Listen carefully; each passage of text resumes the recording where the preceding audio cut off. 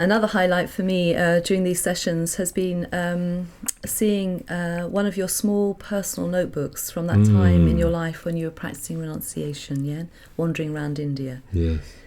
I think the one that you picked out was where you'd copied out the whole of the text, The Awakening of Faith.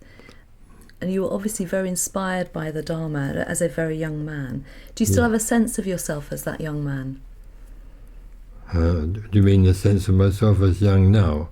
Well, more like here you are as a much older man, nearly 90, and yet there was that young man in your history. So do you have a sense of that kind of inspiration or enthusiasm that young man had? I certainly do have a sense of being, in a way, still a young man.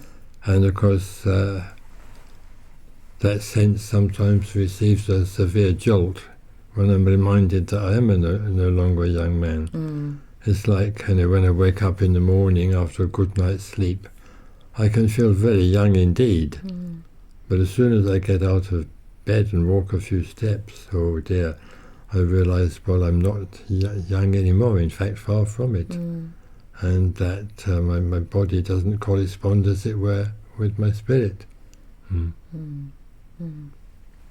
But yes, the same enthusiasm, for the Dharma is there. But of course, it's not often that I encounter anything, really new in the way of Dharma books that are worth reading, or translations of sutras. I mean, I think I can never recapture my first experience of the Diamond Sutra, for instance. I mean, that was, as people would say at one time, that was really mind-blowing.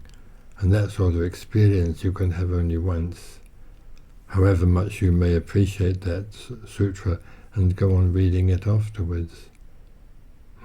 You